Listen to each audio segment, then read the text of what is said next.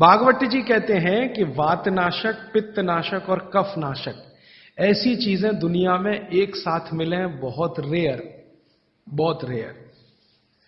वो कहते हैं कि बहुत चीजें दुनिया में हैं, कोई वात का नाश करेगा, कोई पित्त का, कोई कफ का, लेकिन कोई ऐसी चीजें भी अपने रसोई में हैं जो तीनों को नाश कर सकते हैं। उनमें से नंबर 1 है आंवला। आंवला। फिर दूसरा है हरडे और तीसरा है बहेड़ा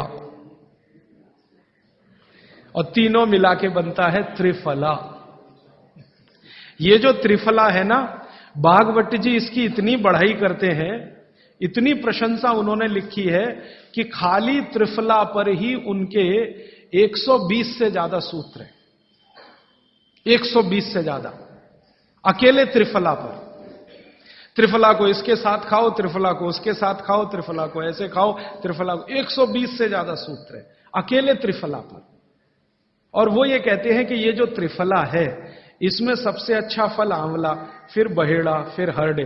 ये सबसे दुनिया में अद्भुत चीज है। लेकिन इसकी मात्रा के बारे में उन्होंने जो कहा है वो ध्यान रखिए। ज्यादातर लोग त्रिफला इस्तेमाल करते हैं, करिए, बहुत अच्छा है, लेकिन मात्रा ध्यान रखिए। हम क्या करते हैं कि हर, बहेड़ा, आंवला तीनों बराबर मात्रा में मिला के त्रिफला बनाते हैं। वो कहते हैं कि ये उतना उपयोगी नहीं है, और हमने करके भी देखा। वो कहते हैं कि त्रिफला सबसे अच्छा होता है 1, 2, 3 के अनुपात में। पहला है हरडे 1 अनुपात, दूसरा है बहेड़ा 2 अनुपात, और तीसरा है आंवला 3 अनुपात। अब इसको मात्रा में कहूं, अगर त्रिफला बनाना है तो हरडे लेना 100 ग्राम, बहेड़ा लेना 200 ग्राम और आंवला लेना 300 ग्राम। तो ये 100, 200, 300 ग्राम की मात्रा में आप जो त्रिफला चूर्ण तैयार करेंगे, वो कहते हैं ये अद्भुत है, वात, पित्त, कफ तीनों का नाश करता है, तीनों का। अब वात, पित्त, कफ तीनों से आप अगर ग्रसित हैं तो आप त्रिफला जरूर लीजिए। कैसे लाएं? त्रिफला लेने के 2 नियम बताए उन्होंने, एक रात को और एक सवेरे। सवेरे का नियम उनका यह है कि सवेरे सवेरे अगर त्रिफला खाएं तो गुड़ के साथ, नहीं तो शहद के साथ। गुड़ या शहद, वैसे ही आप तय कर लीजिए, जैन है तो गुड़, अजैन है तो शहद।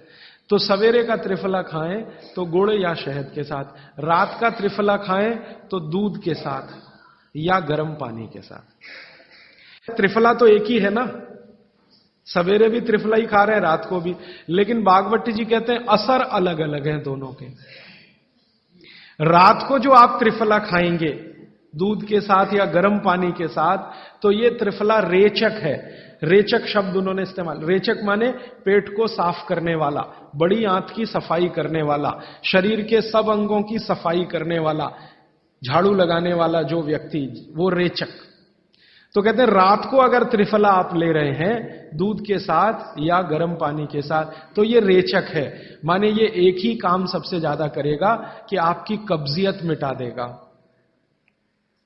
कितनी भी पुरानी कब्जियत है मिटा देगा, 40 साल पुरानी भी मिटा देगा रात को।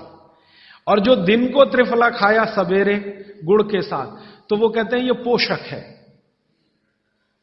एक शब्द है रेचक और एक है पोषक। पोषक माने शरीर को जो कुछ चाहिए, विटामिन सी चाहिए, विटामिन ए चाहिए, विटामिन डी चाहिए, या विटामिन के चाहिए, या कोई विटामिन चाहिए, या हमें माइक्रो न्यूट्रिएंट्स चाहिए शरीर को, कैल्शियम चाहिए, आयरन चाहिए, वगैरह वगैरह।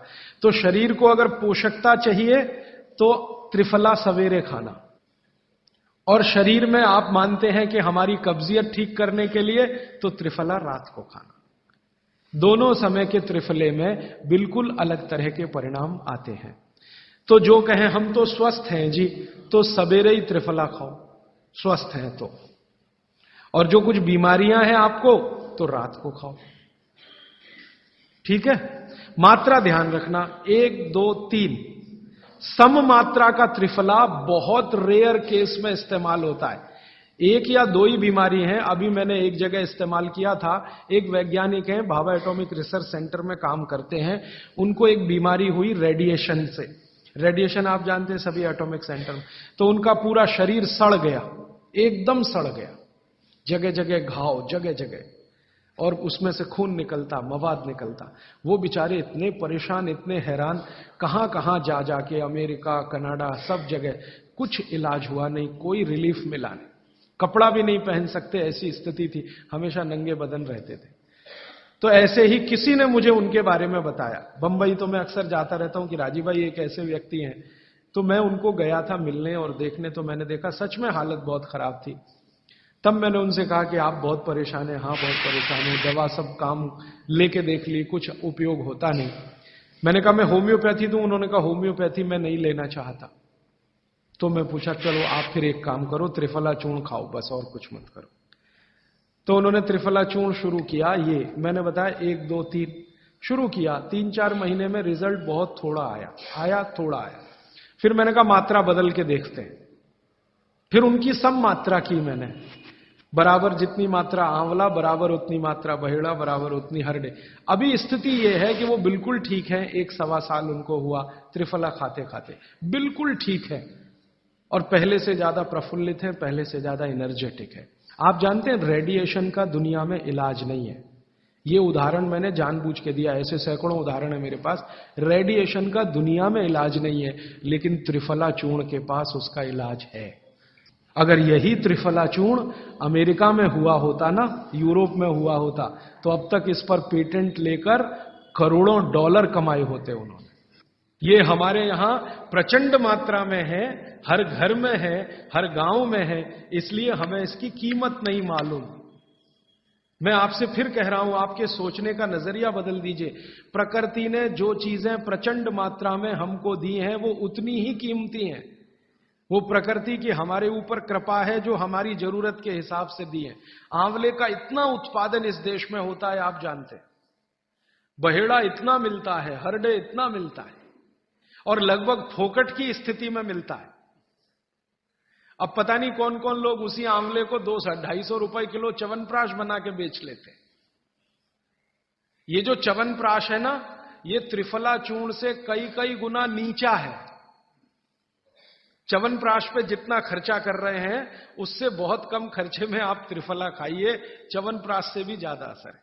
तो मेरी आपको आज के लिए ये आखिरी सूत्र थी कि आप अपने जीवन में वात, पित्त, कफ तीनों को सम रखना चाहते हैं, तो आंवला, हरडे, बहेड़ा, हरडे, बहेड़ा, आंवला, इन तीनों का उपयोग करना सीख लीजिए। घर में हमेशा इसको डब्बे में बना के पाउडर के रूप में रख लीजिए। अब आप कहेंगे इन तीनों को एक साथ खाएं, आप अकेला आंवला भी खा सकते हैं।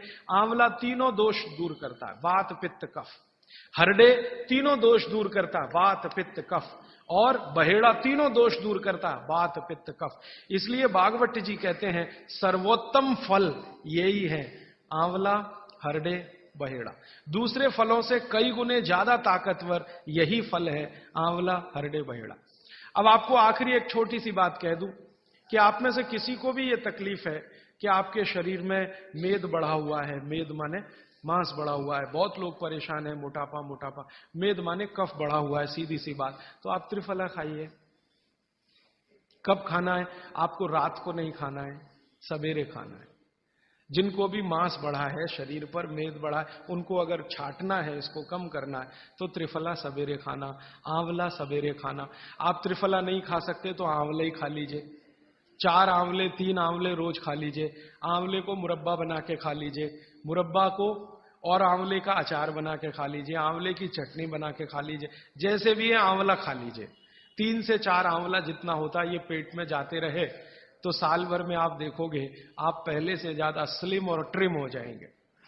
और आंवले के बारे में आज के जो वैज्ञानिक कह रहे हैं, आज के, वो कहते हैं कि दुनिया का सबसे अच्छा एंटीऑक्सीडेंटल फल कोई है तो वो यही है।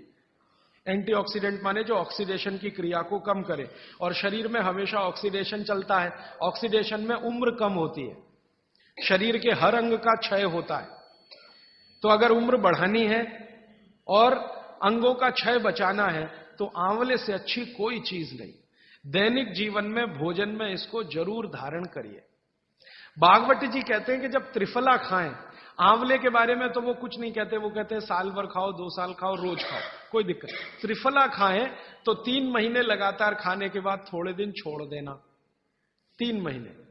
3 महीने 90 दिन खा के थोड़े दिन छोड़ देना, माने 15-20 दिन छोड़ देना, फिर अगले 3 महीने खा लेना, फिर 15-20 दिन छोड़ देना, फिर 3 महीने खा लेना। क्यों कर लेना ऐसा? वो कहते हैं कि ये छोड़ना जरूरी है बीच में, नहीं तो शरीर को आदत लग जाती है।